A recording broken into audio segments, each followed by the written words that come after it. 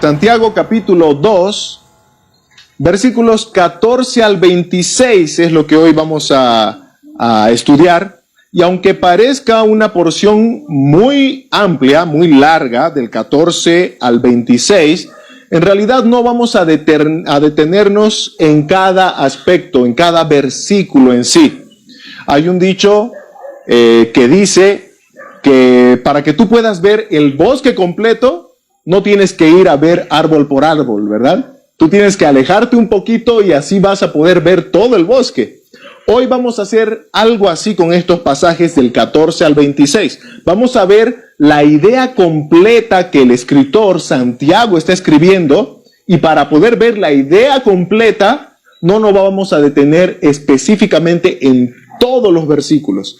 Eso no quiere decir que vamos a hacer un estudio simplista de la palabra de Dios. No, vamos a profundizar, pero no vamos a ir específicamente por todos los versículos.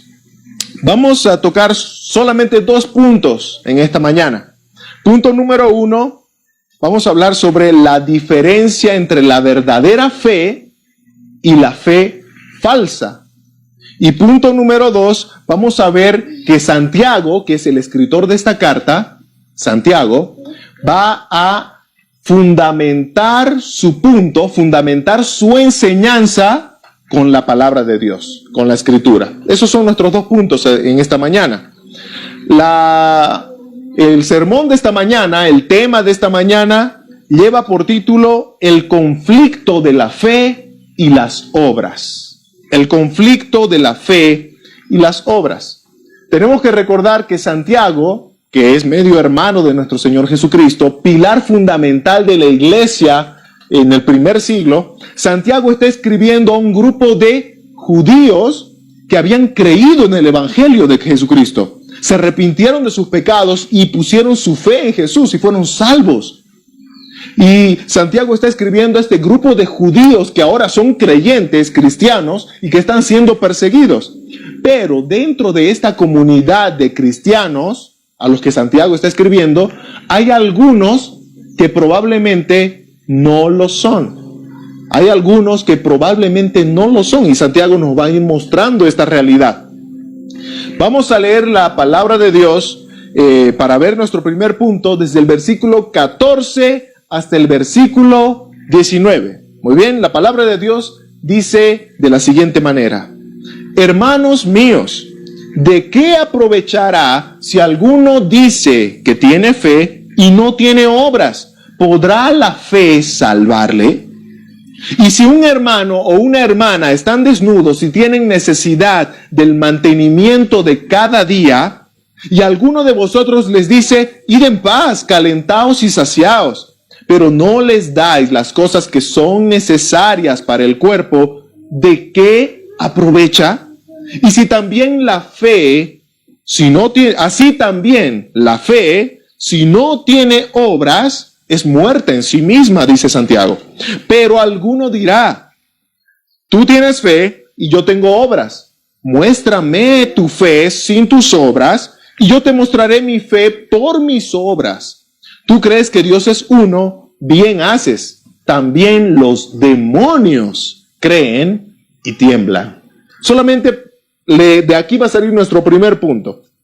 Antes de continuar, tenemos que aclarar algunas cosas para poder comprender lo que Santiago está escribiendo acá.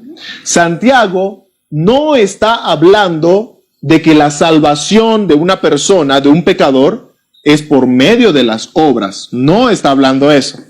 Santiago está hablando de una persona que profesa ser cristiano, pero luego con sus actos demuestra lo contrario. A ese tipo de fe, entre comillas, se refiere Santiago. La salvación no es por obras. La Escritura nunca se va a contradecir. Y ahorita vamos a ver cómo la palabra de Dios una y otra vez nos va a mostrar que la salvación no es por algo que tú haces, por un esfuerzo que tú haces, por algo en lo que tú puedas decir: yo me gané mi salvación. No, la palabra de Dios dice: no es por obras. Efesios capítulo 2, versículos 8 al 9, el apóstol Pablo, escribiéndole a un grupo de creyentes en Éfeso, les dice lo siguiente: porque por gracia sois salvos. ¿Se dan cuenta? Está hablando a este grupo de creyentes y les está hablando sobre esa salvación. ¿Y qué dice? Que esa salvación fue por gracia, por medio de la fe. Y esto no de vosotros, pues es un don, un regalo de Dios, no por obras, dice el apóstol Pablo, para que nadie se gloríe. No por obras. Es solamente un regalo, es gracia y es por medio de la fe.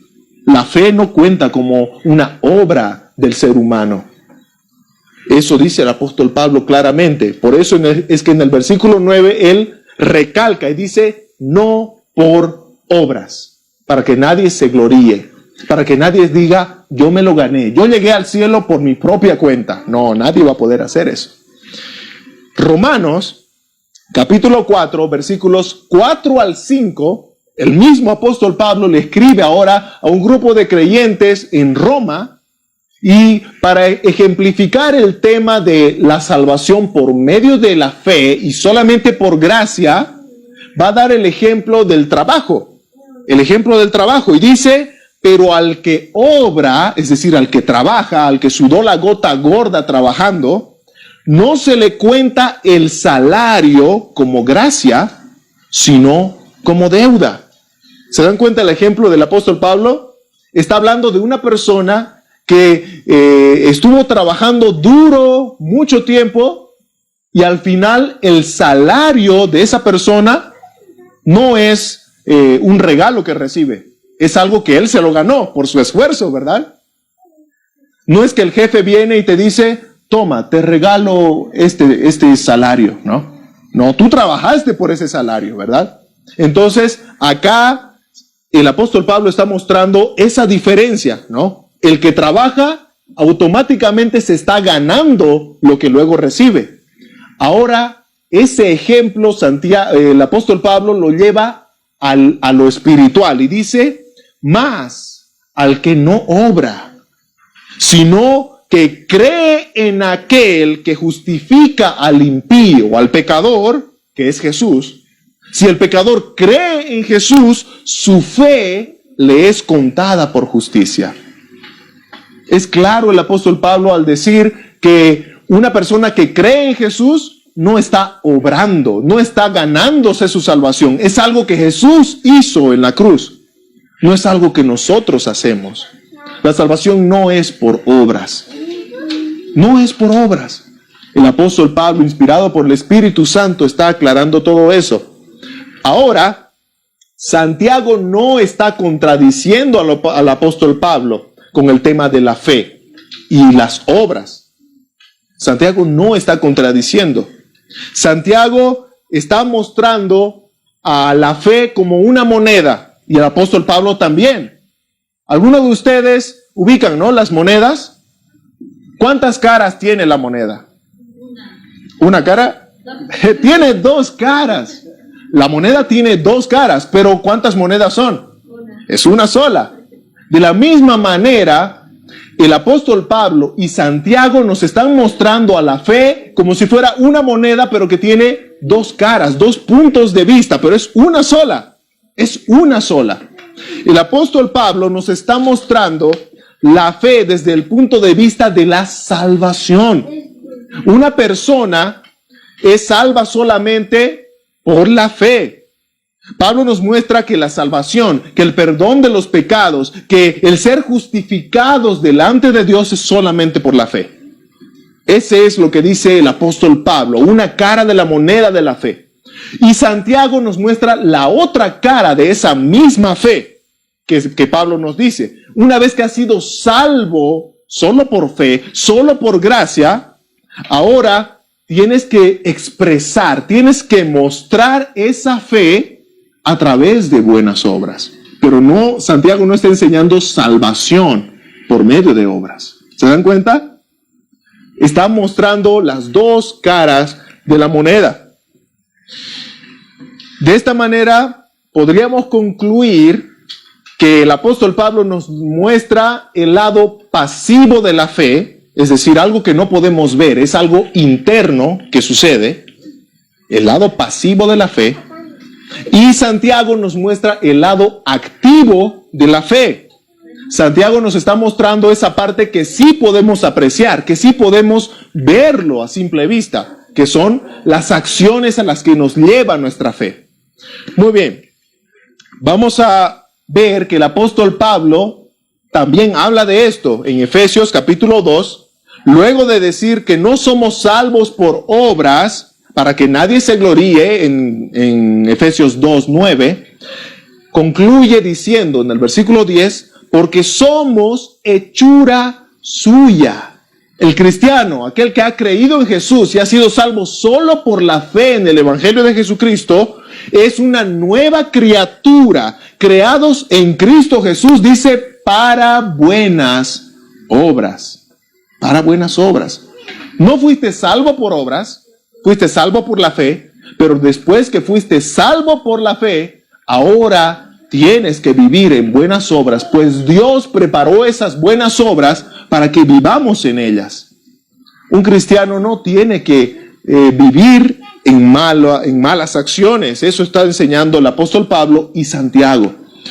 Entonces aquí no tenemos una contradicción, sino más bien un complemento que nos va a demostrar cuán genuina, cuán veraz es esa fe de aquella persona que profesa ser cristiano. Ahora sí, vamos a entrar a nuestro texto. Vamos a entrar a nuestro texto. ¿Recuerdan cuál era nuestro punto número 1? La diferencia entre la verdadera fe y la fe falsa. Inciso A. Vamos a ver que Santiago nos va a mostrar que hay evidencias de una fe falsa. Evidencias de una fe falsa. Santiago, como ya hemos visto anteriormente, está escribiendo a un grupo de hermanos. Y él empieza en el versículo 14 recordando una vez más esto. Hermanos míos, yo les estoy escribiendo a ustedes, que los amo. Ya en el versículo 5 antes había dicho lo mismo. Hermanos míos, amados, oíd. Y empezó con su exhortación. Ahora, de la misma manera, vuelve a repetir, hermanos míos, no se olviden, yo los amo, ustedes son mis hermanos, somos parte de una misma familia y porque los amo, los voy a exhortar, Reciban esta exhortación como algo para el bien de ustedes. Y dice, hermanos míos, ¿de qué aprovechará si alguno dice que tiene fe y no tiene obras? ¿Podrá la fe salvarle? ¿Podrá la fe salvarle? Evidencias de una fe falsa. Santiago empieza a enfocar nuestra atención hacia una persona que dice, pero no hace. Dice, pero no hace. ¿Se dan cuenta que en el verso que leímos, Santiago dice, ¿de qué aprovechará si alguno dice con su boca, profesa? ¿Qué dice? Yo tengo fe, yo creo en Jesús, yo conozco a Dios, yo soy cristiano. Dice, ¿verdad? Pero luego dice, ¿de qué aprovecha si alguno dice tener fe, pero no tiene obras que corroboren esa fe de la que tanto profesa, ¿verdad? Entonces, eso es lo que le da sentido a esta última pregunta con la que terminas el versículo. ¿Podrá la fe salvarle? Santiago esta parte puede bien traducirse también, ¿podrá ese tipo de fe, entre comillas, esa fe del que profesa pero no hace, del que dice pero no hace, será esa fe verdadera? ¿Será esa fe la fe salvadora? La respuesta creo que es obvia, ¿verdad? ¿Cuál sería la respuesta ahí? De uno que dice tener fe, pero no muestra con su vida. ¿Será esa una verdadera fe? No. Eso está mostrando Santiago con esta pregunta. ¿Podrá ese tipo de fe ser la fe verdadera? No, por supuesto que no. Primera Juan, capítulo 1, versículo 6, uno de los apóstoles de nuestro Señor Jesucristo dice, y escuchen esta frase con la que empieza el apóstol Juan: si decimos que tenemos comunión con Él, con Dios, pero andamos en tinieblas, mentimos y no practicamos la verdad. ¿Ubican la frase con la que empieza el apóstol Juan? Si decimos, es la misma frase que Santiago usa al mencionar si alguno dice, si alguno profesa con su boca. Y acá el apóstol Juan habla de ese mismo tipo de personas y dice, si decimos que tenemos comunión con Dios, si decimos yo soy cristiano, yo conozco a Dios, pero andamos en tinieblas, estamos mintiendo. No solamente a las personas que nos rodean, estoy mintiéndome a mí mismo. Mis frutos están diciendo todo lo contrario de lo que yo digo con mi boca. El mismo apóstol Juan, más adelante, en 1 Juan, capítulo 2, versículo 4, escribe con esta misma frase al comienzo: el que dice, yo le conozco, yo conozco a Dios, y no guarda sus mandamientos, esa persona es mentirosa, dice, y la verdad no está en él. La verdad no está en él. Una vez más, el que dice, yo conozco a Dios, yo conozco su palabra, pero no guarda su palabra, no vive su palabra, no obedece su palabra, esa persona, dice, es mentirosa. Se miente a sí mismo y miente a los que están a su alrededor. Así que es algo muy claro que nos está mostrando el apóstol Juan, y que de esta manera también corrobora lo que Santiago está escribiendo. Pero algo que debe hacernos temblar es con lo que termina el apóstol Juan al decir que la verdad no está en esa persona. Esa persona que dice pero no hace. Esa persona que dice yo le conozco pero no guarda la palabra de Dios. Dice que la verdad no está en él. Y la palabra de Dios nos dice que Cristo es la verdad, ¿cierto? Es decir, Cristo no está en esa persona. Y la palabra de Dios nos dice que el Espíritu Santo es el Espíritu de verdad. Entonces el Espíritu Santo no está en esa persona. Y la palabra de Dios nos va a enseñar que Dios es la verdad. Entonces Dios no está en esa persona.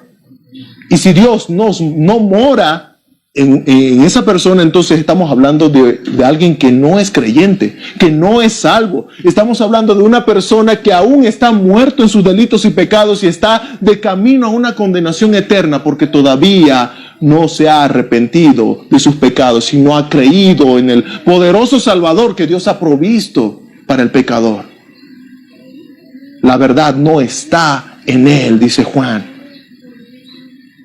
Así que evidencias de una fe falsa.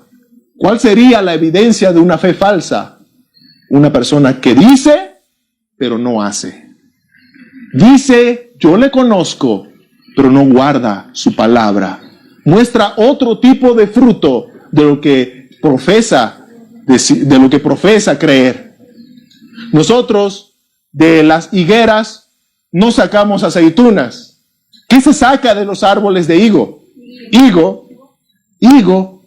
De la misma manera, los frutos de un cristiano, es decir, las acciones de un cristiano, tienen que demostrar qué tipo de persona es. Si es uno con verdadera fe o con falsa fe. Las evidencias de una falsa fe. El que dice, pero no hace. Inciso B. Vamos a ver que Santiago nos va a mostrar que una característica también es que estas personas usan palabras huecas. Palabras huecas. ¿Qué significan palabras huecas? Bueno, palabras sin sentido. Palabras que no tienen sentido. aunque suenen bonitas, aunque suenen agradables para nuestros oídos, pero son solamente huecas. Vamos a ver lo que dice Santiago en el capítulo, en el capítulo 2, versículos 15 al 17 ahora. Santiago, inspirado por el Espíritu Santo, dice lo siguiente: y si un hermano o una hermana están desnudos y tienen necesidad del mantenimiento de cada día, y alguno de vosotros les dice, id en paz, calentaos y saciaos, pero no les dais las cosas que son necesarias para el cuerpo, ¿de qué aprovecha o de qué sirve eso? Así también la fe, si no tiene obras, es muerta en sí misma. Palabras huecas. Acá Santiago empieza a usar algo que él se ha acostumbrado a usar. Por ejemplo, Santiago, hasta donde vamos leyendo de su carta, nos va mostrando que él hace mucho uso de ilustraciones para enseñar su tema, para enseñar su punto. ¿Qué son las ilustraciones? Bueno, pues son escenas imaginarias que él nos pinta para que nosotros podamos comprender mejor lo que él está enseñando. Él ya nos había dado, por ejemplo, anteriormente la ilustración de un hombre rico entrando a la iglesia. ¿Recuerdan esa ilustración de Santiago? Un hombre con un anillo en el dedo, con ropa espléndida. ¿Y para qué Santiago usó esa ilustración? Para enseñarnos el tema de no hacer acepción de personas, el favoritismo, ¿recuerdan? Ahora Santiago va a usar otra ilustración para enseñarnos otra verdad bíblica. ¿Y cuál es la ilustración? Santiago acá nos empieza a mostrar dos personajes, un hermano o una hermana, dice, ¿no? Un hermano o una hermana. Y estos hermanos están en una situación desesperada. ¿Por qué? Porque Santiago nos muestra que están desnudos. Es decir, mal vestidos. No tienen la ropa necesaria probablemente para el frío. Imagínense, ¿no? Imagínense un frío de esos en los cuales tú ya no ves la hora de llegar a tu casa y taparte con tu frazada, pero ahí está tu hermano o tu hermana que no tiene ni frazada, ni tiene ni siquiera una chamarra para ponerse encima para el frío, ¿no? Eso es lo que Santiago nos va mostrando acá en su ilustración. Vamos a ver algunos aspectos interesantes. ¿Por qué Santiago usa como personajes a un hermano o una hermana? Dice. ¿Qué es un hermano? ¿Qué es una hermana? Bueno, un hermano o una hermana son las personas probablemente más cercanas a ti. Santiago quiere mostrarnos que estas personas no son extraños, no son desconocidos, no es algún vecino por allá que tú ni idea tienes quién es tu hermano, es tu hermana. Entonces, esas personas que son tan cercanas a ti tienen un lazo familiar contigo, y en este contexto nos está hablando de que es parte de la familia de Dios por la fe. Son hijos del Señor por la fe en Jesucristo. Es tu hermano, es tu hermana, lo conoces bien. Y esto deja sin excusa a la persona que está viendo a su hermano o su hermana. ¿Y por qué lo deja sin excusa? Porque no puedes decir, yo no le conozco, yo no sé quién es. No, Santiago quiere dejar en claro que los conoces, sabes quién es, sabes dónde vive, sabes qué es lo que hace, sabes. Luego de aclarar esa diferencia, ¿no? Ese importante aspecto de que es un hermano, hermana cercana a ti, nos muestra la realidad de estos hermanos que estaban sufriendo, como decíamos, desnudez y hambre, porque nos dice que no tenían las necesidades del mantenimiento de cada día. Santiago es bien claro con lo que dice. Acá Santiago no está hablando de que no tenían para comer solo un día. Dice que no tenían para comer cada día. No tenían ropa y tampoco tenían alimentos. ¿Se dan cuenta que nos está mostrando una necesidad extrema? Una necesidad desesperante para cualquiera. Sin abrigo y sin comida. Es una necesidad tremenda. Y como son tan cercanos a ti, porque es tu hermano, tu hermana, tú estás viendo de cerca esa necesidad. Pero ahora vamos a ver cuál es la respuesta de esta persona. ¿Cuál es la respuesta de esta persona? Santiago dice que esta persona les responde diciendo, id en paz. Shalom, que significa que el Señor vaya contigo. Calentaos y saciaos. Esta persona está viendo que su hermano, su hermana están sin abrigo, pero sin embargo les dice, caliéntense. Esta persona está viendo que estos hermanos están sin alimento para cada día y sin embargo les dice, sacíense, llénense. Pero son solamente palabras huecas. Palabras huecas. Esta es otra evidencia de una fe falsa, dice Santiago. Es otra evidencia de una fe falsa. ¿Por qué? Porque tú estás viendo la necesidad tan de cerca, pero no estás haciendo algo para realmente mostrar que estás con empatía del sufrimiento de tus hermanos. Estás demostrando que no te duele el sufrimiento de tus hermanos. Las palabras de Santiago son bien duras. Son bien duras. Santiago muestra, o nos quiere mostrar, que la genuinidad, esta palabra es muy grande, ¿no? Sobre todo para los niños. Que la fe verdadera, esa fe de una persona que ha sido realmente salva, se va a mostrar que cuando tú tengas la oportunidad de mostrar el amor, la misericordia de Dios, tú vas a mostrar en acciones esa verdadera fe. Y por el contrario, si es que no eres verdaderamente creyente, ni siquiera te vas a doler por el sufrimiento de esta persona.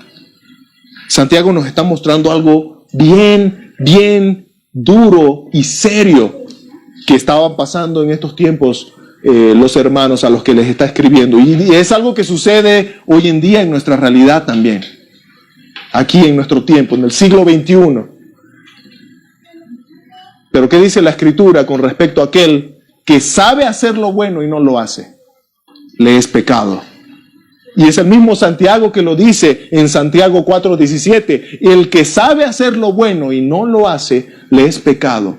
Si yo tengo la oportunidad de poder ayudar a este hermano o hermana que está en necesidad y sé lo que tengo que hacer y tengo la capacidad de hacerlo, pero no lo hago, estoy pecando. Estoy pecando.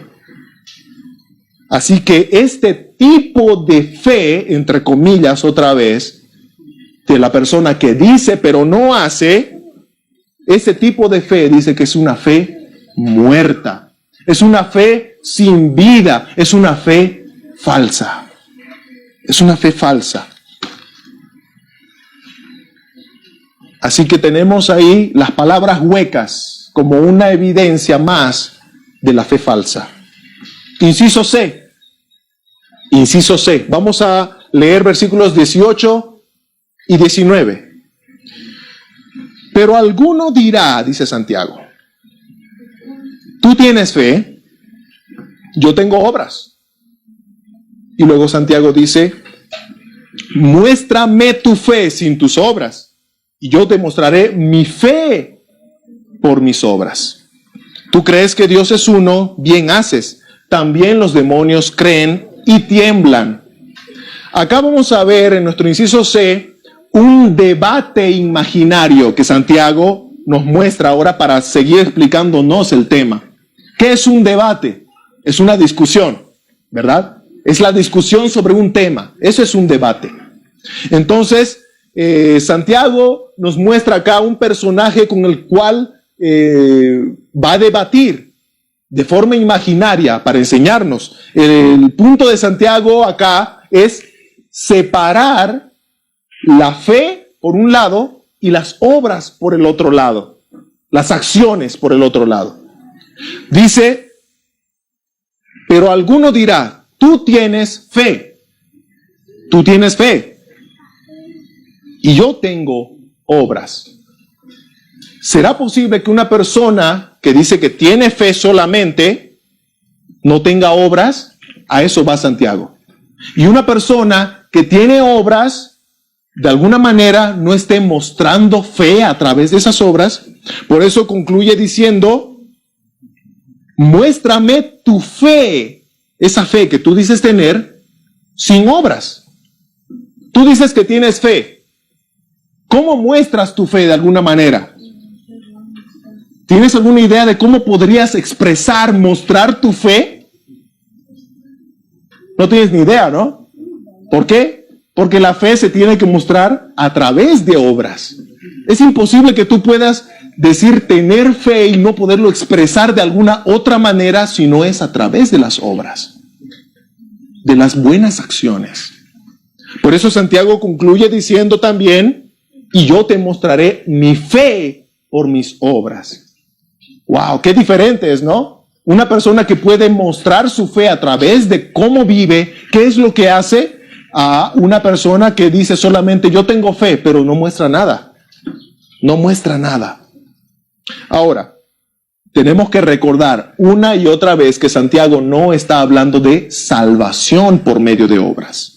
No está hablando de salvación por medio de obras, sino de una salvación que es solo por fe, pero luego que has sido salvo por fe en Jesucristo, en el Evangelio de Jesucristo, ahora sí tú puedes mostrar buenas obras.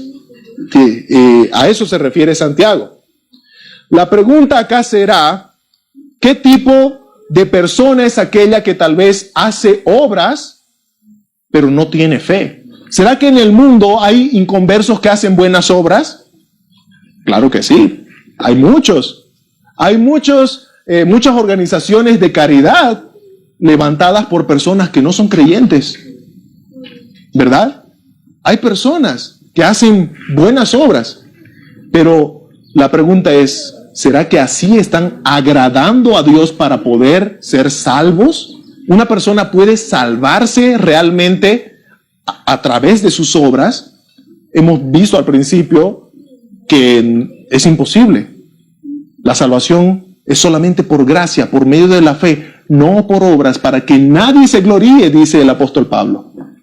Entonces, el primer personaje, el que dice, yo tengo fe, pero es ese que dice, pero no hace, yo solo profeso con mi boca, yo conozco al Señor, yo soy cristiano, esa persona tampoco agrada al Señor. ¿Por qué? Porque está demostrando que realmente su fe es falsa. Y, por ejemplo, para ejemplificar este punto, vamos a ver que primera Juan, el apóstol Juan escribe en el capítulo 4, versículo 20, de una persona que dice, yo amo a Dios, yo le amo, pero al mismo tiempo aborrezco a mi hermano.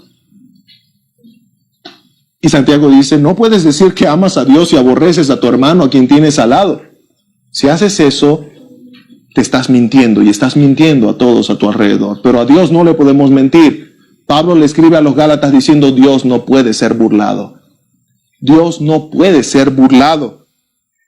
Entonces el primer personaje que dice pero no hace, no agrada a Dios. Y el segundo personaje, pensando en que es una persona que hace obras solamente con la intención de ganarse el cielo, de ganarse su salvación, de ganarse el perdón de Dios a través de sus buenas acciones, esa persona tampoco agrada a Dios, porque Dios solamente ha establecido un solo camino, una sola forma de llegar a ser perdonado de sus pecados, y ese es Jesucristo. No hay otra forma. Hay un personaje en el libro de los Hechos, en el capítulo 10, que se llama Cornelio. Y Cornelio era un personaje conocido en la sociedad. Tenía tan buena reputación, daba limosnas, oraba, hacía un montón de cosas. Pero ¿saben qué? El Señor le mandó a Pedro a predicarle el evangelio a esta persona de buena moral, porque aunque era un personaje bien conocido por su buena reputación, necesitaba del evangelio de Jesucristo para poder ser salvo y perdonado de sus pecados. Porque como dice el apóstol Pablo a los romanos, no hay justo ni aún Uno. Ni siquiera un personaje como Cornelio era justo. Todos necesitamos de Jesucristo para ser salvos. Aunque nuestras buenas obras, aunque hay muchos que hacen buenas obras en este mundo, para ser salvos esas buenas obras no nos alcanzan. No nos alcanzan porque están manchadas con nuestro pecado. El profeta Isaías dice en Isaías 64:6 que nuestras buenas obras son como trapos de inmundicia. Son como el trapo más sucio que tú puedes imaginarte. Trapos inmundos. Así que en este debate imaginario, Santiago nos está mostrando la hipotética idea de que puedes separar la fe de las obras. Y concluimos diciendo, no es posible. No puedes separar la fe de las obras. Eres salvo por fe, pero luego esta fe es como el caballo que va jalando la carroza, ¿verdad? No puede, tampoco es que la carroza jala a los caballos, ¿no? No es así. Si la carroza fueran las obras, no pueden las obras jalar a la fe. No, siempre es la fe por delante. La fe, pero van juntas. Ninguno de estos dos personajes, tanto el que profesa pero no hace, como el que trata de ganarse su salvación, ninguno de estos agrada a Dios. Ahora, en el versículo 19 concluye Santiago diciendo, tú crees que Dios es uno, bien haces. Bien haces. Debemos recordar acá una vez más que Santiago está escribiendo a un grupo de cristianos que tienen un contexto, un pasado judío. Estos eran judíos antes de creer en Cristo, antes de creer en el Evangelio. Y como judíos, estas personas conocen muy bien la ley judía, conocen bien la palabra de Dios. Y hay una frase en la palabra de Dios que todo judío conoce, que es algo así como su credo. Ellos lo repiten a cada momento, lo memorizaron y te lo pueden decir cualquiera. Y esto está en Deuteronomio 6:4. Dice, oye Israel, Jehová nuestro Dios, Jehová uno es. Jehová uno es. Eso es una verdad de la palabra de Dios. Y acá cuando nosotros vemos que Santiago les dice a estos hermanos cristianos que antes eran judíos, ¿tú crees que Dios es uno?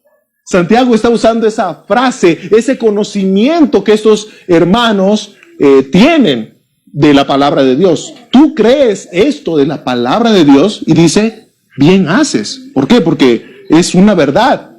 Es una verdad. Pero hay que recordar que dentro de esta comunidad hay algunos que no eran cristianos, o al menos sus frutos demostraban eso.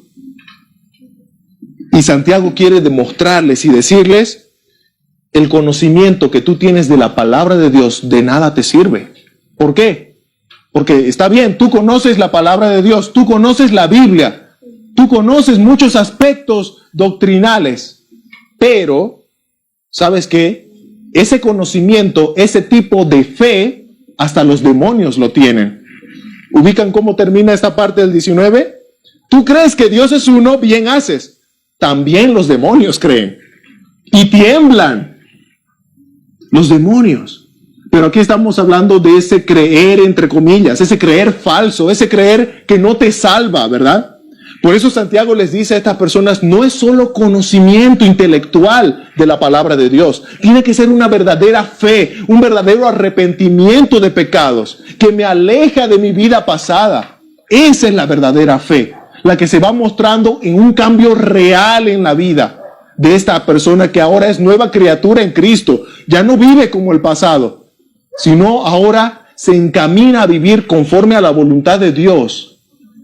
Y lo puede hacer porque ahora Dios mora en esa persona que ha creído realmente. Pero si no has creído realmente, pero aún así dices conocer a Dios y su palabra, ese es el conocimiento que hasta los demonios tienen. Pero Santiago concluye diciendo que los demonios con ese conocimiento tiemblan. Tiemblan. Cuando el Señor Jesucristo se enfrentaba a un endemoniado, los demonios decían: ¿qué quieres con nosotros, Jesús Nazareno? Hijo del Altísimo. Lo reconocían. Todo lo que el endemoniado decía era verdad. Pero aún así seguía siendo un condenado, un perdido. Los demonios están perdidos, pero se dan cuenta que tienen conocimiento de quién era Cristo, que era el Hijo del Altísimo, y temblaban ante la presencia de Jesús. ¿Saben que muchas veces nosotros ni siquiera temblamos?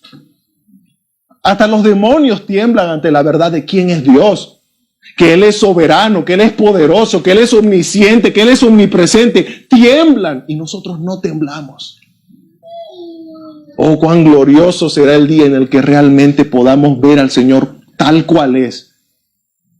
Y no solamente nos maravillemos de que estamos en la presencia de Él, sino que nos venga un temor, un temblor santo, ¿verdad? Ante la presencia de Dios, como los israelitas cuando Dios les habló desde el monte Sinaí y temblaron ante la presencia de Dios. Nosotros, si le conocemos por lo menos las colinas de quién es Dios, por lo menos deberíamos temblar. Deberíamos temblar. Y Santiago compara la fe de los demonios con la fe de una persona que conoce de Dios, pero en realidad no es salva. La fe de los demonios. Y así pasamos a nuestro último punto, que este es muy breve. Santiago va a fundamentar todo lo que nos ha enseñado hasta ahora con dos personajes de la palabra de Dios. Santiago va a ponerle firmeza a todo lo que ha estado enseñando con la Escritura. En ningún momento Santiago quiere hacernos notar que él sabe mucho. Esta es mi opinión, yo creo esto. No, Santiago va a decirnos qué dice Dios en su palabra. ¿Qué dice Dios en su palabra? He estado enseñando en todos estos versículos sobre la fe y las obras, pero si tú no estás convencido, si tú dices, pero Santiago, es tu opinión, ahora Santiago va a decir, bueno, tú crees que es mi opinión, ahora veamos qué dice Dios en su palabra. Y va a usar dos personajes del Antiguo Testamento. Uno es muy conocido, bueno, los dos son muy conocidos, pero son muy diferentes. El uno es Abraham. Y el otro personaje es Rahab. Vamos a leer un momentito lo que dice Santiago desde el verso 20 al 26. Dice: mas quieres saber, hombre vano, que la fe sin obras es muerta. ¿No fue justificado por las obras Abraham nuestro padre cuando ofreció a su hijo Isaac sobre el altar?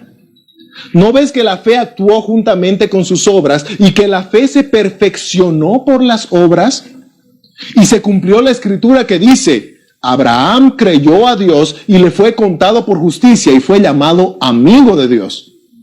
Vosotros veis pues que el hombre es justificado por obras y no solamente por la fe. Asimismo también Rahab la ramera no fue justificada por obras cuando recibió a los mensajeros y los envió por otro camino, porque como el cuerpo sin espíritu está muerto, así también la fe sin obras está muerta. Abraham y Rahab. ¿Quién es Abraham? Bueno, pues Abraham es el orgullo de todo israelita. Es el orgullo de todo judío. Todo mundo en Israel quería ser algún día como Abraham. Abraham era el padre de la fe. Abraham era el patriarca de Israel. Todos lo veían a Abraham aquí arriba en el pedestal, ¿no? Era un hombre ilustre para el pueblo de Israel. Pero por otro lado, Santiago nos muestra a Rahab. ¿Quién era Rahab? Rahab era una mujer gentil, es decir, una extranjera. No era del pueblo de Israel, era de la nación de Jericó, de un pueblo pagano. Y bueno, acá tenemos que también Rahab era una mujer de muy mala fama, muy mala fama. De tal manera que en toda la Escritura, incluso ya en el Nuevo Testamento, se conoce a Rahab, o siempre se la pone como Rahab la ramera. Qué triste, ¿no? Qué duro para Rahab. Pero ¿se dan cuenta cómo Santiago usa dos personajes completamente distintos? Uno es un hombre ilustre y la otra tal vez una mujer que podría considerarse que está en lo último de la escala de la sociedad, moralmente hablando, ¿no? Abraham por aquí con todo y su reconocimiento de ser un hombre piadoso, el padre de la fe, y por acá Rahab con todo y su mala fama, ¿no? Santiago escoge dos personajes completamente distintos, pero lo hace inspirado por el Espíritu Santo con un propósito. Vamos a ver que aunque son dos personajes distintos, tienen muchas cosas en común. Muchas cosas en común. Abraham, por ejemplo, desde que fue llamado por Dios, mostró verdadera fe al obedecer a Dios. Dios le dijo, sal de tu tierra y de tu parentela y ve a la tierra donde yo te diré. ¿Y qué hizo Abraham? Por fe, obedeció a Dios. Y se pasó todos los años después de aquel llamado, mostrando su fe a través de la obediencia a Dios. A través de la obediencia a Dios. Ahora tenemos a Rahab, que conoció a Dios en Jericó solamente por algunos comentarios que escuchó. Eso lo pueden ver, por ejemplo, en Josué capítulo 2, versículos 9 al 21, cómo Rahab le dice a estos espías, ¿recuerdan?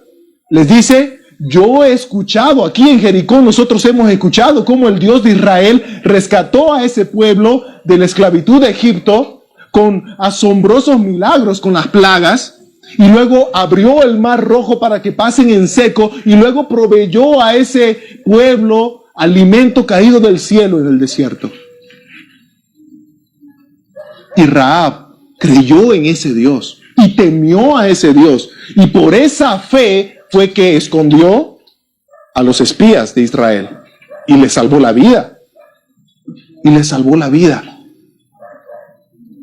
Y esa acción que ella hizo fue por la fe que ella tenía en aquel Dios poderoso de Israel.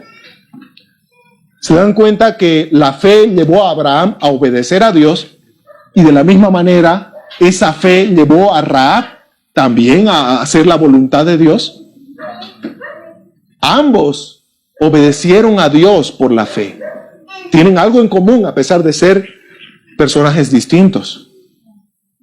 También ambos aparecen en la línea genealógica del Salvador Jesucristo. En Mateo capítulo 1, tú puedes ver a Abraham y a Rahab como antecesores, como antepasados en la carne del Señor Jesucristo. Cristo es descendiente en la carne de ellos. ¿Cómo puede ser esto? Que Dios haya hecho un plan en donde aquí tengamos a Abraham y aquí tengamos a Rahab, y ambos son antecesores de Jesús. Bueno, pues ese es el plan de Dios para demostrarnos que Dios no hace acepción de personas. Dios vino a salvar a judíos como también a gentiles, a extranjeros que antes no conocíamos a Dios. Ahí entramos nosotros. Ahí entramos nosotros. Hay que considerar acá, por ejemplo, que Abraham no fue salvo por querer sacrificar a su hijo cuando Dios se lo pidió. No fue esa obra la que lo justificó delante de Dios. La fe de Abraham fue mucho antes del sacrificio de Isaac. Por ejemplo, si tú lees Génesis capítulo 15, versículo 6, es en donde se ve que Abraham creyó a la promesa de Dios y fue justificado delante de Dios por creer. En el capítulo 15 de Génesis. Pero luego, más adelante, en Génesis 22, que ya estamos hablando de muchos años después de que ya fue justificado por la fe, en Génesis capítulo 22, Abraham estuvo dispuesto a ofrecer a su hijo Isaac por pedido de Dios. Y mostró esa misma fe que tuvo años atrás en Génesis capítulo 15 en la obediencia al pedido de Dios. Entonces no estaba siendo justificado delante de Dios en ese momento, simplemente estaba mostrando esa fe que ya tuvo años atrás y que la fue mostrando siempre hasta ese pedido tan difícil que Dios le hizo. Así que Santiago nos muestra que no hay acepción de personas para con Dios. Abraham y Rahab, ambos fueron justificados delante de Dios solamente por la fe. ¿En quién es Dios? Por la fe en las promesas de Dios. Y esa promesa era Cristo. Cristo es la promesa que Dios hizo. Las personas ilustres en la sociedad, de buena fama, como también los que están en lo último de la escala social, son pecadores delante de Dios. No hay justo ni aun uno. Necesitan ser justificados, perdonados por la fe en Jesucristo, que es el centro del Evangelio. Y con esto vamos a terminar. El primer llamado que nosotros recibimos de parte de Dios para obedecer es el llamado al arrepentimiento de nuestros pecados. Es el primer llamado que nosotros escuchamos de Dios. Mira a Cristo si te has dado cuenta que eres un pecador, que está desagradando a Dios. Tal vez conoces mucho de Dios, pero quizás con tus frutos estás mostrando que tu fe es falsa. Que tu conocimiento es solo conocimiento, pero es el mismo conocimiento que los demonios tienen. Mira a Cristo, aquel que ha sido crucificado en la cruz, valga la redundancia, cargando los pecados de todo aquel que cree en Él. Mira a Cristo, aquel que fue colgado en un madero para derramar su sangre y limpiarte de toda maldad si crees en Él. Mira a Cristo, el cual crucificado dijo, perdónales, porque no saben lo que hacen. Mira a Cristo. Mira a Cristo, el cual como buen pastor dice que vayamos a Él, que vayamos a Él, que Él nos hará descansar en delicados pastos. Mira a Cristo, cree en Él, arrepiéntete de tus pecados. Ese es el primer llamado que escuchamos de Dios. La pregunta es, ¿vamos a obedecer como Abraham cuando escuchó el llamado de Dios? ¿Vamos a obedecer tal cual Rahab, con el poco conocimiento que tenía de Dios, tembló ante la presencia de ese Dios poderoso de Israel? Cree en el Señor Jesucristo y serás salvo. Y si ya eres cristiano, hace ya mucho tiempo probablemente, crezcamos ahora. Crezcamos en el conocimiento de Dios, en el conocimiento de su palabra, en el conocimiento de su voluntad revelada aquí, en las Escrituras, en la Biblia. Crezcamos, ¿para qué? No solo para tener conocimiento, sino que aquí en la Biblia Dios nos dice cómo quieres que vivas. Dios dice qué quieres que tú hagas. Dios dice para qué o dónde quiere que tú vayas. Y por último, Dios en su palabra nos va a hacer saber que todo lo que hacemos, desde lo que tomamos y comemos, es solo y únicamente para la gloria de Dios. Porque como dice el apóstol Pablo en Romanos capítulo 11, porque de Él y por Él y para Él son todas las cosas. A Él sea la gloria por los siglos. Amén.